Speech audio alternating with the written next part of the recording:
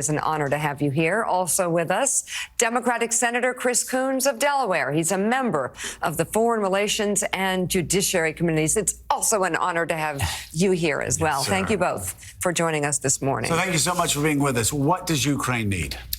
They need more weapons, and they are receiving more weapons, also advanced weapons, more advanced air defense systems, battle tanks, infantry fighting vehicles. But in addition to more systems, more weapons, we need to ensure that all the systems they already have work as they should, meaning that they need ammunition to the artillery they have already received. They need spare parts. We've heard there may be a need to move to more Western-style weapons. Well, we need to help them and work on that, on the transition from Soviet-era equipment to NATO equipment and NATO doctrines and standards.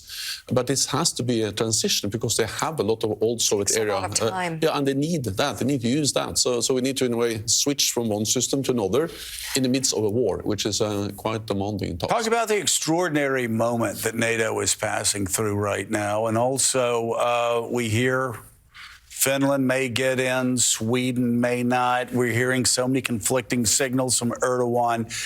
At the end of the day, Finland and Sweden, will they both become permanent NATO members? Yes, I'm absolutely confident that both will become permanent and full members of the alliance, not least because all allies, also Turkey, made an historic decision last summer to invite Finland and Sweden. And all allies, also Turkey, signed the accession protocols. And so far, 28 out of 30 allies have ratified in their national parliaments. And this is the quickest accession process in NATO's modern history. Right. So we have some more work to do, but I'm confident we'll end up with both as full members. David. So, Mr. Secretary General, if Turkey doesn't speedily move to this final step, will NATO just go ahead? You said that they're basically there in terms of the accession agreement. Will you just go forward so that Sweden and Finland will be a part of the alliance, even if Turkey hasn't signed off on it? Because they are already very much a part of the alliance, because as soon as the accession protocols were signed, they achieved what we call an invitee status. So they participate in NATO meetings. They are on both military and civilian meetings. They are more and more integrated in our military and civilian structures. And NATO has increased its presence in that part of Europe, and allies, including the United States. So it's already happening. It's very much happening already, but of course it is important to finalize the whole process with the ratification in the Hungarian and the Turkish parliament. Let me ask you one more question. President Biden yesterday said something that was striking, which was basically Russia has lost this war. And I'm wondering whether you share that view, that for all the tough fighting that's ahead, it's now impossible for Russia to win. Do you believe that? So President Putin made at least two big strategic mistakes when he invaded Ukraine. The first was to totally underestimate the Ukrainians, their strength, their courage, their will to fight. And then the other big mistake was to underestimate NATO allies and partners, our unity, our commitment to support Ukraine. His plan was to take control of Ukraine within days. Now he has actually lost most of the territory he was able to occupy in the first days, and allies are ready to continue to support Ukraine. Senator, can we throw this forward? I mean, there's been an extraordinary amount of unity, a lot of American leadership, and Europe's been really galvanized by American leadership in terms of supporting Ukraine. Everyone I speak to says this is going to be a critical year, and things have gone better than people had expected for Ukraine up until now. But in a sense, Russia gains the longer this goes on. It gains because it depletes Ukrainian forces, it depletes Western morale and ability to continue supporting the Ukrainians in the way that they have been. And that actually, if you look at the course of the next year, this could be a good year for Russia. It's got all of these troops now. They're massing on the eastern sides. That the rather chaotic conscription effort did seem to have produced something. Are you concerned about the next year? Think about it. Putin had to go to prisons to get the next round of his troops. So it's important that we recognize and celebrate. We have just come through two critical tests. Putin, having failed to win on the battlefield, decided to attack the civilians of Ukraine by bombing all of their electrical infrastructure, trying to plunge them into the dark and cold, cut off their water. And instead, the will of the Ukrainian people to continue fighting, as the Secretary General said, continues stronger than ever. He also cut off energy supplies to Western Europe, assuming that would break apart our alliance. We've come through much of the winter so far stronger than before. I think this is President Biden's strongest chapter of a strong 2 years of leadership. Our NATO partners, our allies, are stronger and with us than we've ever been. The level of investment in NATO defense and in support for Ukraine, yes, this is going to be a tough year. This is when Russia's massive size and their style of fighting war, of just throwing men into the front lines, into the meat grinder of Bakhmut, into punishing artillery attacks. Sure. So we have to be determined, as the Secretary General said, for Putin to win this year, to somehow succeed in crushing Ukrainian resolve and NATO resolve, would shape this entire century. This is the front lines of freedom. And the United States has a critical role to play here, not just for Ukraine, not just for Europe, but for the world. You talked about our NATO allies, NATO partners standing shoulder to shoulder. How are your Republican partners in the Senate? Mitch McConnell, John Thune, leadership, rank and file. Are the Republicans still with the president?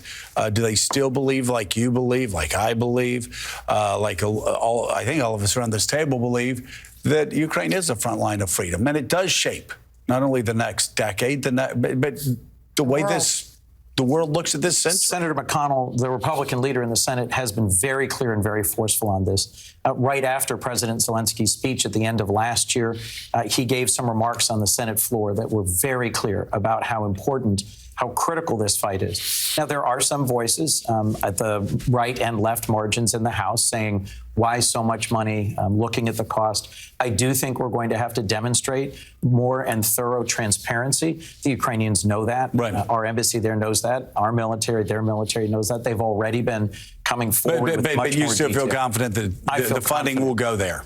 We provided enough funding, $45 billion in appropriations at the end of last year, to ensure that both economic and military support will continue far into this year. And I believe the American people will hold strong in supporting Ukraine. Senator Coons, President Biden from your home state of Delaware as well as anybody in the Congress. And I want to ask you what you thought last night watching the State of the Union. Is this a man who's getting ready to run for president again? You're the person who probably had the best intuition about that. I'll say this. He had a great night.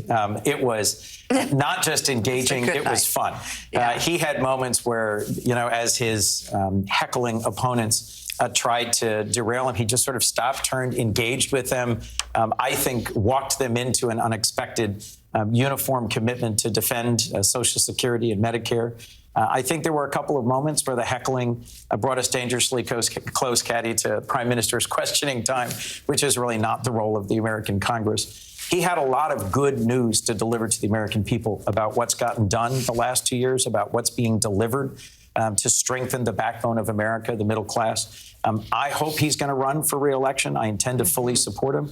That's a decision he's going to make and announce on his timeline. If he asked you, Chris, should I run again? Yes. What would you say? Absolutely, yes. There you go. Of course. So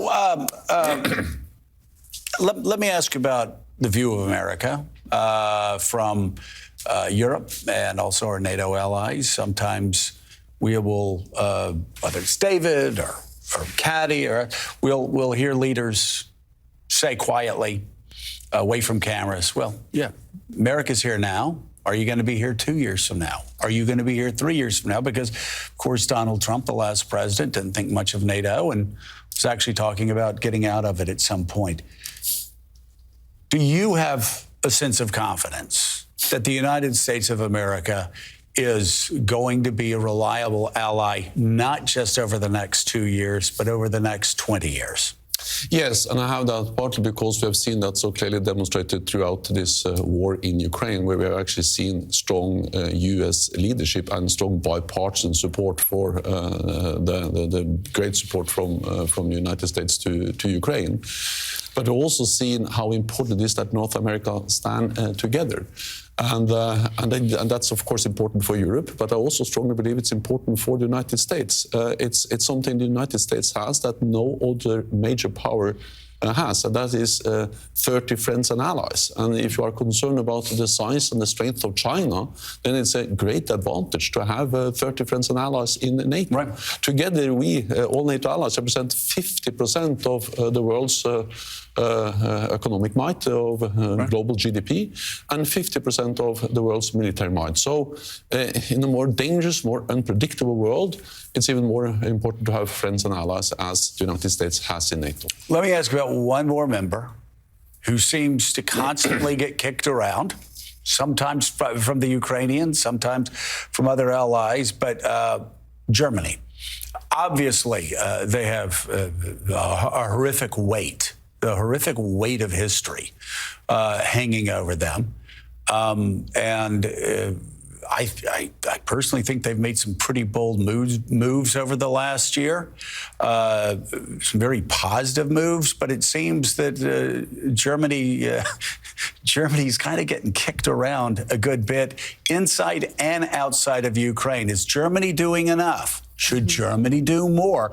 Should we be grateful that Germany has made the moves they've made over the past 11 months? Also, Germany has significantly increased their support for Ukraine. And if you look at the total numbers, NATO allies in total have delivered roughly $120 billion in military, economic and financial support to Ukraine. More than half of that is coming from Europe and Canada. And Germany is a very big part of that again. And that's because Germany sees the dangers that if President Putin wins in Ukraine, it's not only a tragedy for the Ukrainians, but it's dangerous for all of us. Right.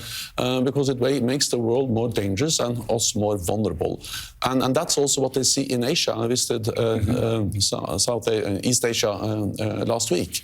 And they see that if President Putin wins in Ukraine, that sends a message to Beijing that the use of force is actually a way to achieve what they want. So this is really in our security interest to pay for supporting Ukraine. Senator, final word.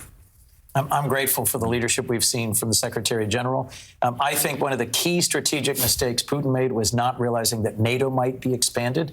That secures our Baltic states. That secures the Northern Front. One outcome of this war will be doubling the border between NATO and Russia. And I think Putin cannot be allowed to win. On a strategic level, he's already lost. But we have to make sure that the Ukrainian people have the resources to endure this war and to win. NATO Secretary General Jens Stoltenberg and Senator Chris Coons, thank you so much, both of you, for being on.